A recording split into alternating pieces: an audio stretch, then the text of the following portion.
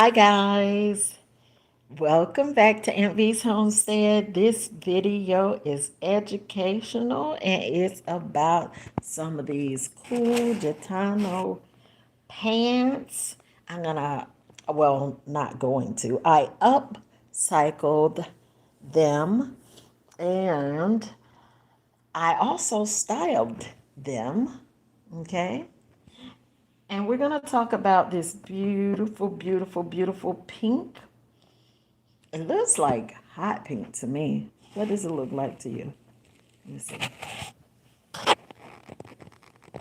Go back a little bit. All right. I think that's the true color. So it looks like hot pink to me. And the fabric, let me tell you about the fabric. The fabric is a polyester cotton blend. I like the feel, but you have to be careful. If you're plus size, you hear that sound? You will hear that sound a lot if you're wearing it in pants. So I would suggest a softer fabric, um, but choose what you like and which sound you want to hear when you move, the way you move in your pants, okay? That's just a personal preference. All right, so the fabric is a polyester cotton blend. As I said, think about whether that's the perfect blend for you, how it would feel against your body, because comfort is paramount. All right. So we're going to talk about, the size. Let me tell you about the size. I think I mentioned that the size is 11, 12, but if I didn't, I'm mentioning it now. And it says that it's proportionately sized as 11, 12 regular fit pants. All right. And then let's talk about how I styled these pants after I tell you how I cut these pants, all right? So let me show you on the inside here. Let's go on the inside for a moment. When you come in, feel free to say hi. See, everything I told you so far is true. I, just for educational purposes, we're looking at this tag, polyester cotton, all right? Proportionately sized.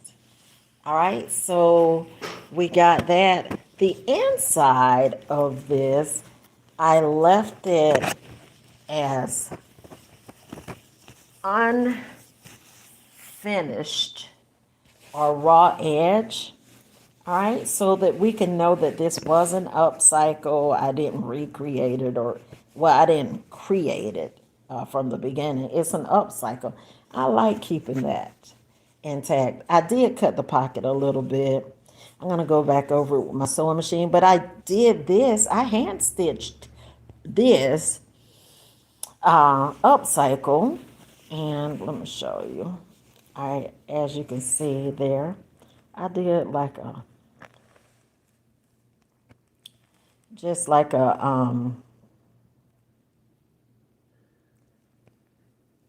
overlock pretty much to keep this from coming apart.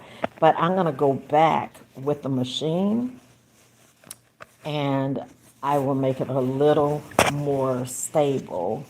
So this was a hand stitch and I used the white thread to do so. All right. I actually gave out of this Coats and Clark all-purpose thread. There was 500 yards, but that goes super fast around here. So I took my Maxi Lock spool and I hand wound this on. Yep. And even though it doesn't look like, hey, hold on. Even though it doesn't look like it does when you factory wind it, you do what you have to do when you have to do it just to get something done quickly if you're from this homestead. I do what I have to do. All right, so enough of that. And yeah, so the inside of this, let me flip it inside out for you. You want to see what the inside of some cut pants look like? I'll show you. And as I said, I cut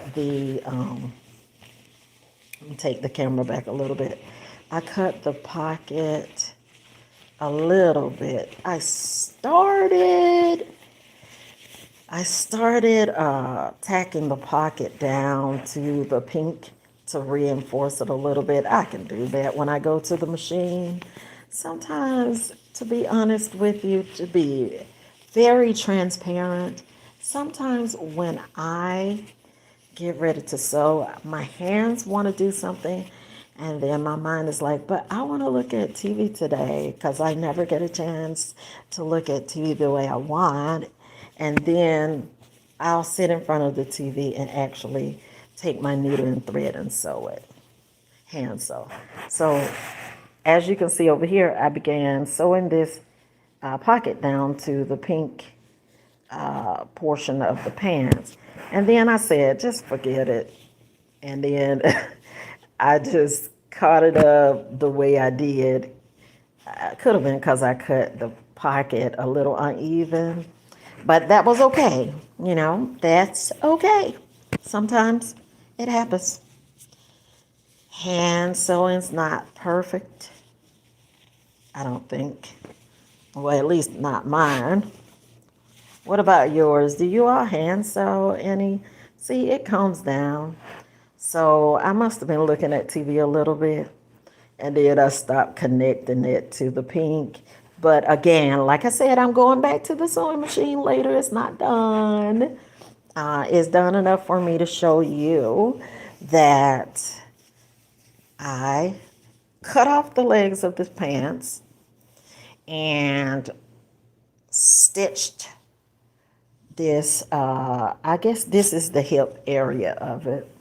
Okay, I stitched that, and then I turned it into a purse. So let me flip this back over so you can see it. Okay, let's tuck that back in, tuck and push, and get this straight. Now, I love the zipper on these pants. So cool. These pants were very cool. If I tell you how much I paid for them, you probably wouldn't believe me. I like to save you money. If I like to save you money, I like to save me money too. So when I got these, it was a bundle. All right, it was a bundle. So these pants in that bundle, I had about 10 upcyclable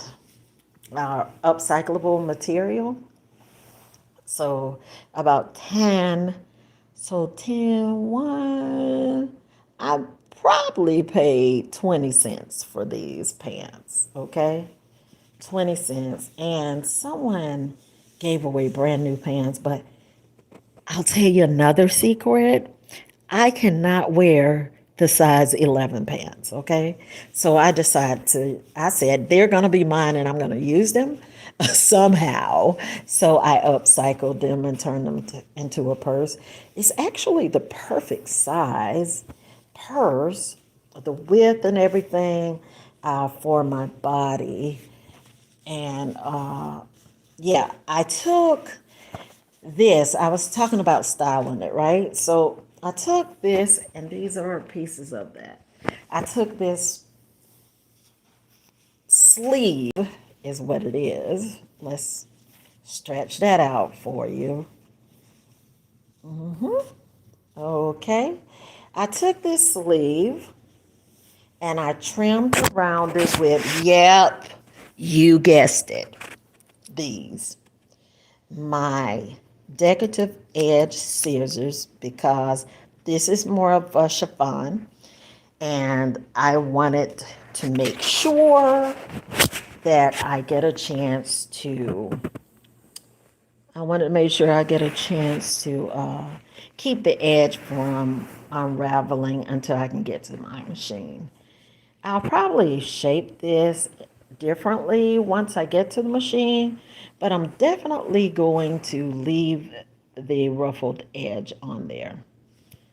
Yeah, that was done from the factory. I'll trim like these strings up. But for now, I tucked it into the belt loop like this. And this is how I'll do it when I wear it somewhere too. Tucked it in, let it hang. But I'm not done with it yet. Let's flip this over to the back. I already told you about the zippers, didn't I? See, they work. The zippers work. The pockets are deep enough to hold a phone. That's the requirement, isn't it? All right. That's the main requirement. Yeah. And then, let's see. I left all of this intact. Let's see. So that's pretty much it. Oh, I left the label on it. Loving it. Yep. And yeah. So these were some decently priced jeans, but I did not have to pay full price for them. I paid about 20 cents, because they came with a bundle. And you know what I do with my bundle? If you don't, I'm about to show you now. So that's the purse part. Let's put it over to the side. What I'm going to do with it is probably add handles. Not probably. I will add handles to it. I will use the fabric I'm about to show you to make a belt because I think it'll be cool to be able to have a hanky in it at one time in case I need a nice, cute floral handkerchief, and to grab if I carry when I carry the purse, right? And also, I'm gonna put a belt.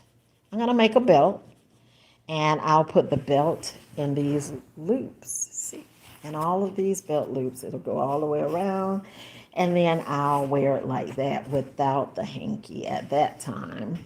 And that belt will also be able to extend the length of the strap, and that's how I'll carry it crossbody if I like, if I want.